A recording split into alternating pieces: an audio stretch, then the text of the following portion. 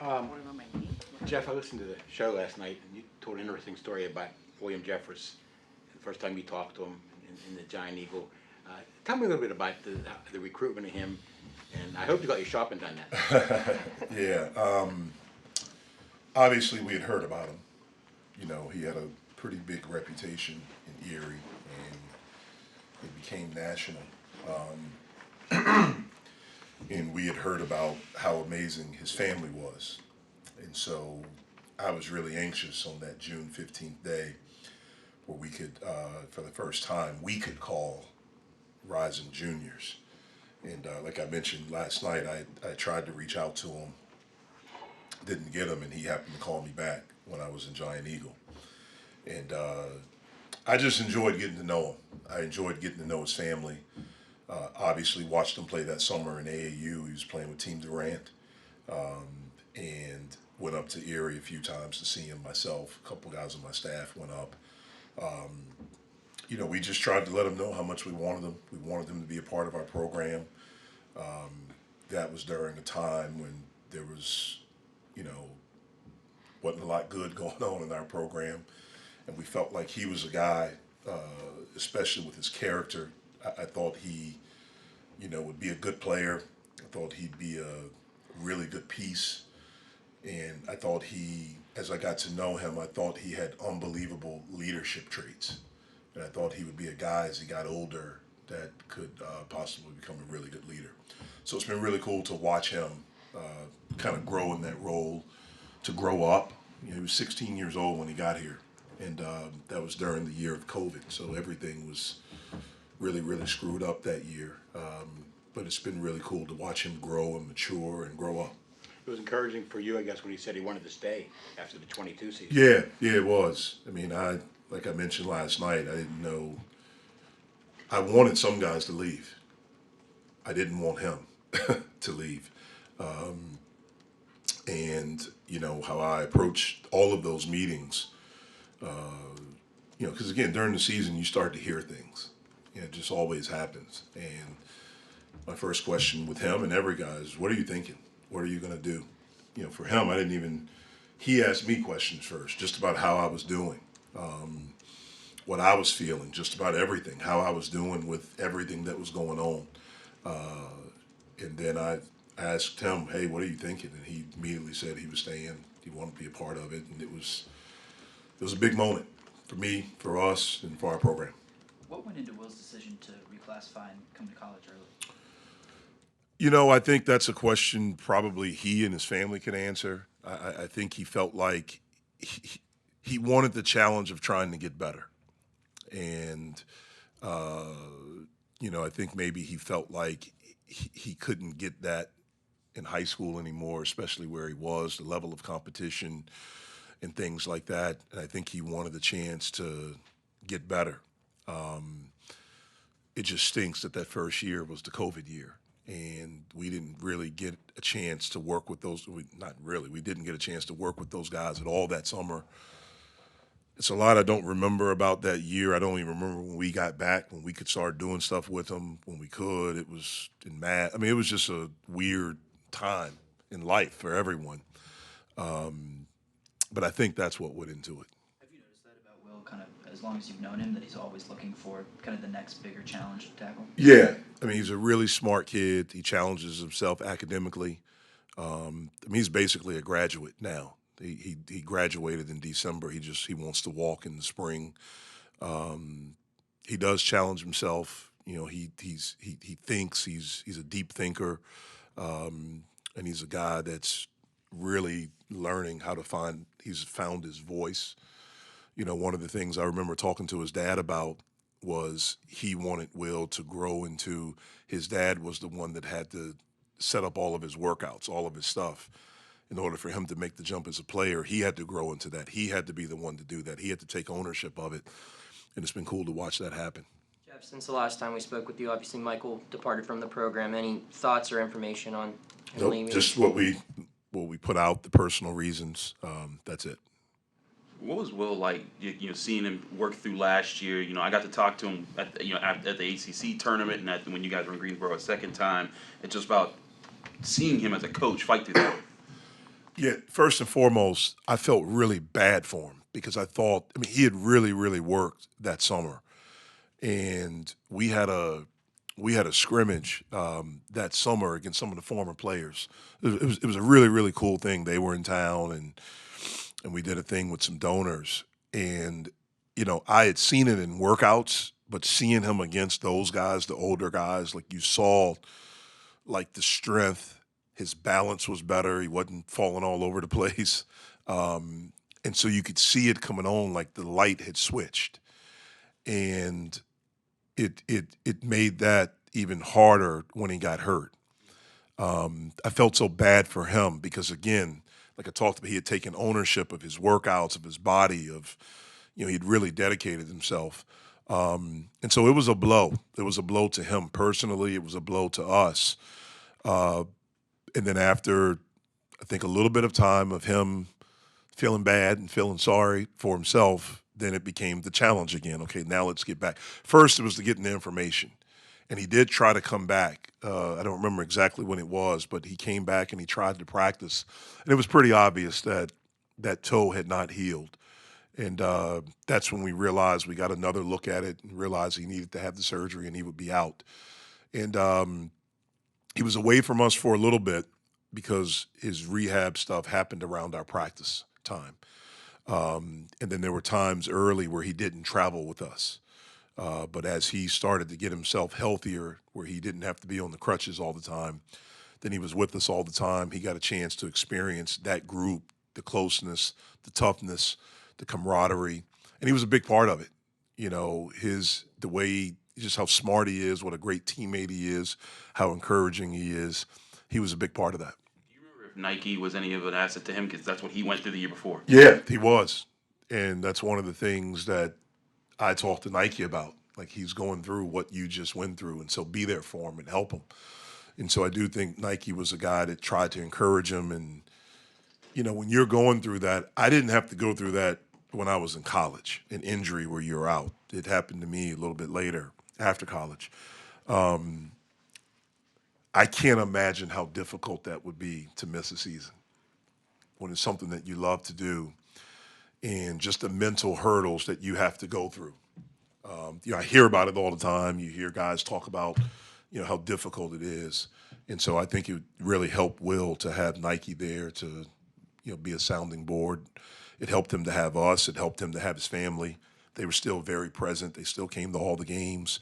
So I think all those things were important. At this level, is it hard to get someone to love playing defense in the world where, points rules? It's hard on every level now. Look at the scoring in the NBA. Yeah, it is. I mean, to get it's the game.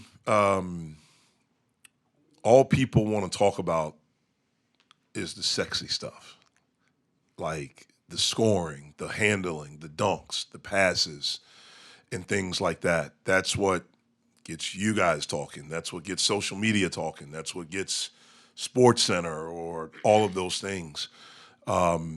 Very seldom do you see, somebody that's praised for being gritty, for being tough, for defending, for, all of those things. And so getting guys to understand the importance of it is somewhat of a challenge. And getting guys to understand the importance of a role, that could be sometimes a big challenge. Notre Dame plays good defense, They right? played really, really good defense, elite defense. They're together, they're connected, they're very physical.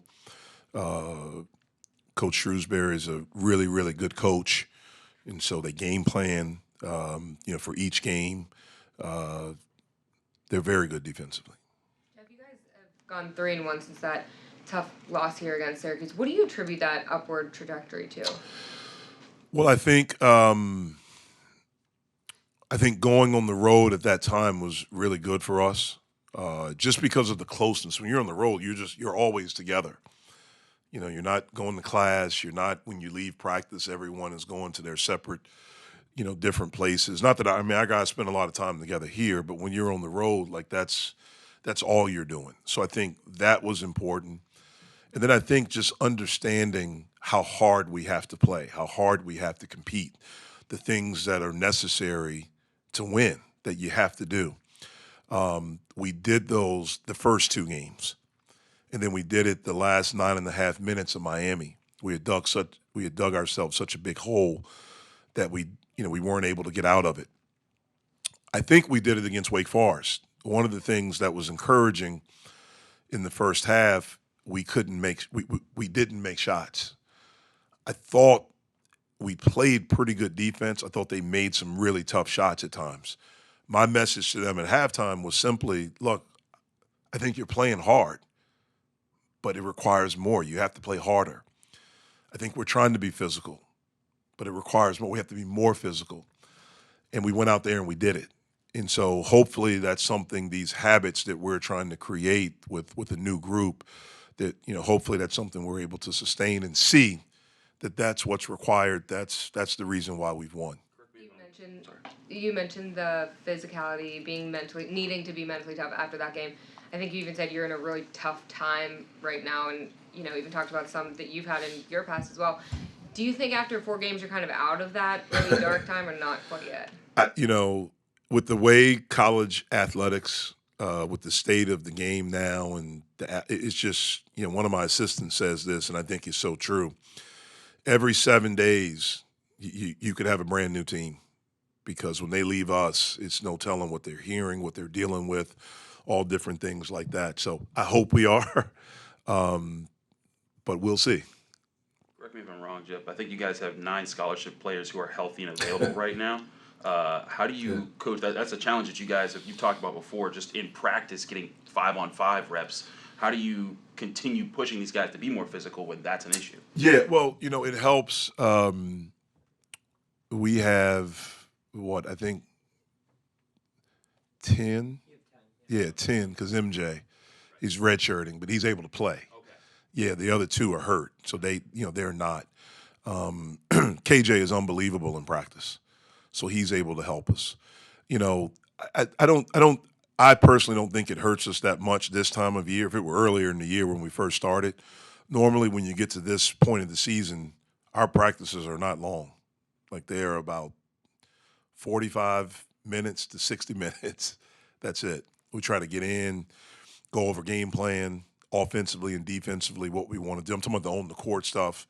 If we want to put something else in or tweak something that we do, but that's really it. So I don't think it's a big deal right now. What improvements? Go ahead. Well, you use the 3-guard lineup on Wednesday night, maybe more, I think, probably than any game this season. Do you go into games, with an idea of like, okay, we'd like to use it at this point, or I'm going to hold up until this point? Is there a strategy in it with load management, minutes, that kind of thing? Or? No, we don't deal with load management here. I don't have a GM or all these doctors telling me my guys can't play like they do in the pros. I coach off a feel. That's what I do. I go into every game now, if I'm not starting ish, knowing I got to get him in there quick. That's the only thing I think of. And then for me, I've always done this, it's on feel. There have been times in the past I've seen a guy in walkthrough and shoot around, and he just looks like he's ready to go, and I may throw him in there and give him a chance. So for me, it's always off a feel. What improvements have you seen Ish and Zach make, particularly since the start of conference play? They're now halfway through ACC schedule at the high major level. Well, I think number one, I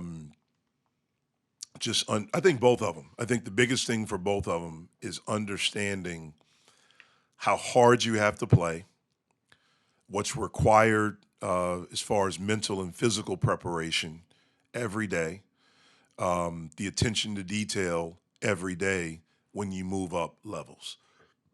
For Ish, it was probably 1 level. The Atlantic 10's a really good conference. For Zach, it was probably a couple levels. And so the discipline that you have, that you have to have, the games are coming a little bit more frequent. For the most part, we've been Saturday, Tuesday. It helps us, me, when it's Saturday, Wednesday. but I just think those things, just understanding, all of those things. I knew that at some point they would hit a wall. Most players, especially young players, or if you move up a level, you hit a wall at some point. I think they're starting to crawl over that wall right now. I think Ish has gotten in better shape since he missed time with the injury.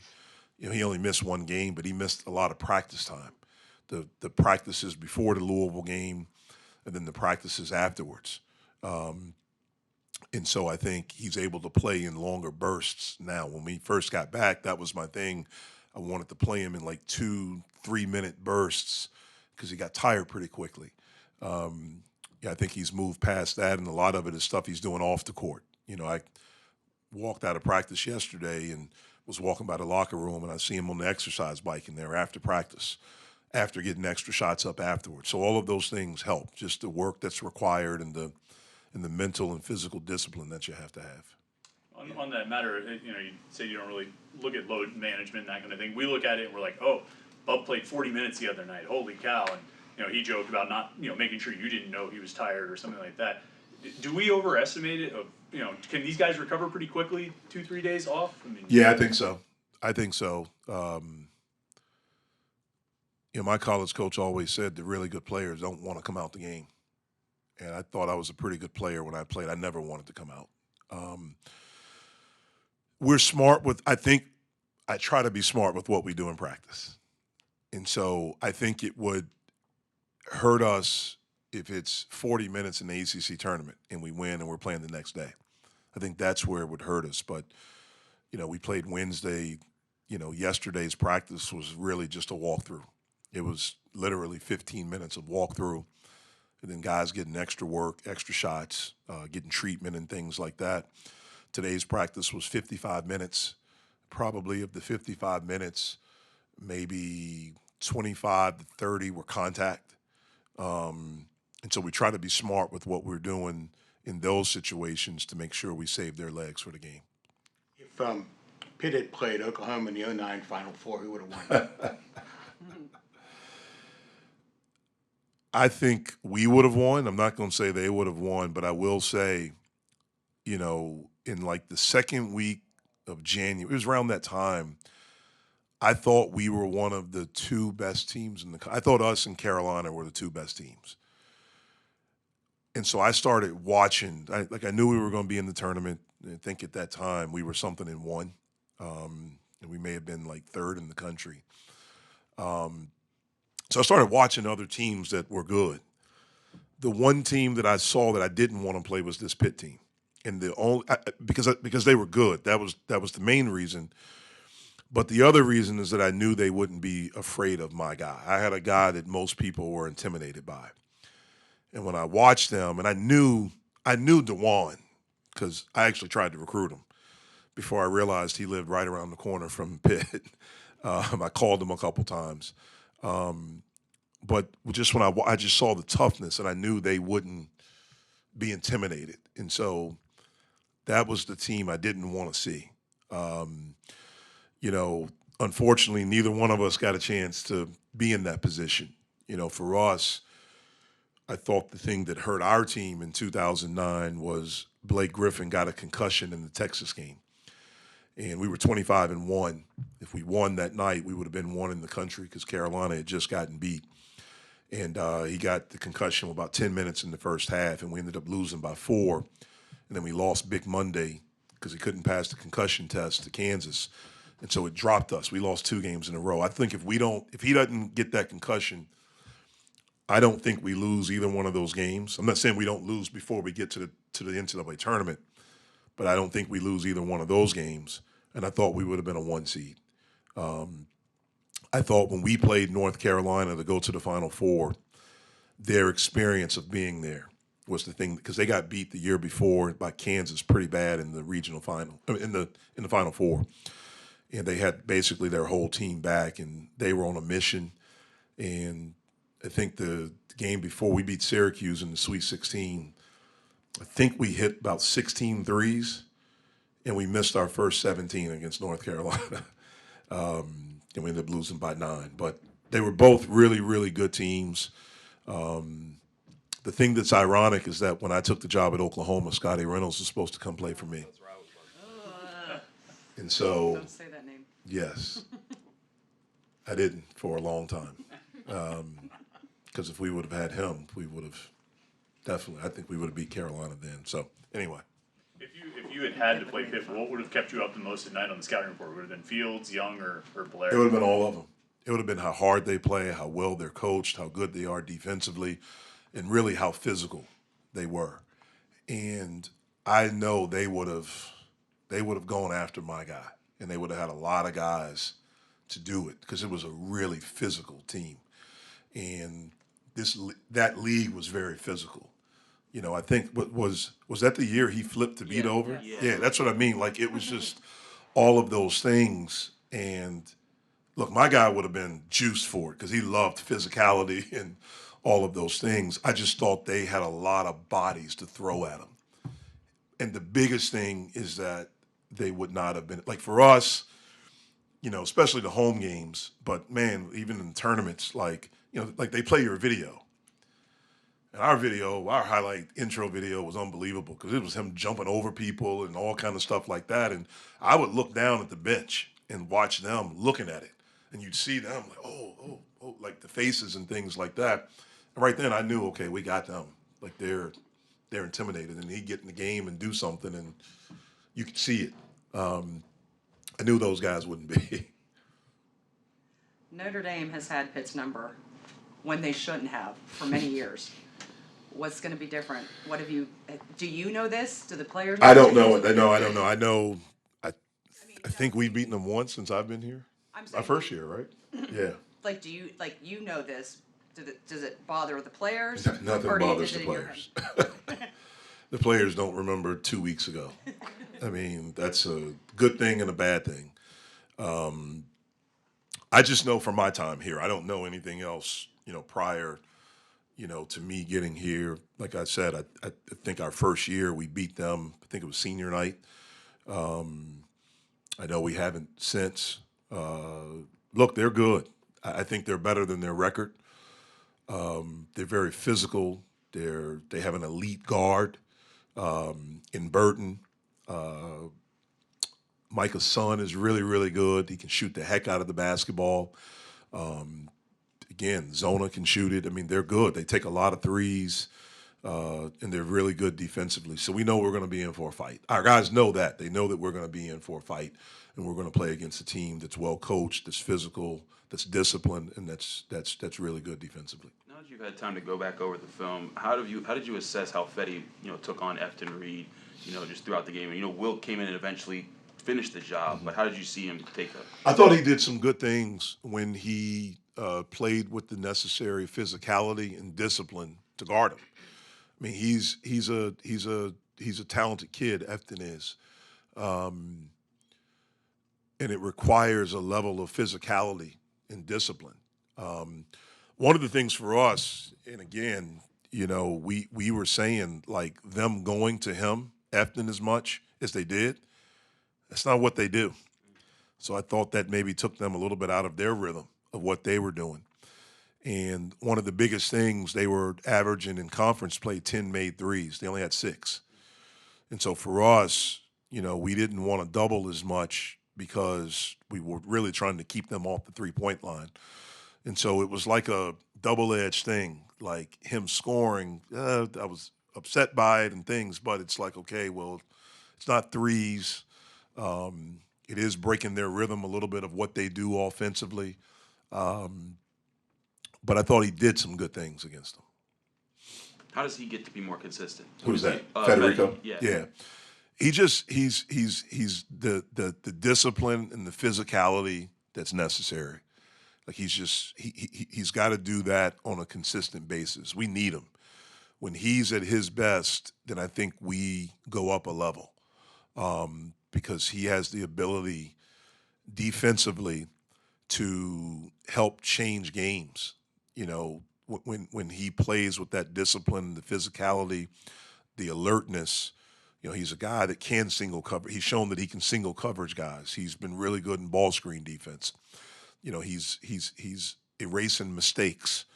with blocking shots or being over and help. He's active, and all those things like that. It's just, getting him to get back on a consistent basis of doing that.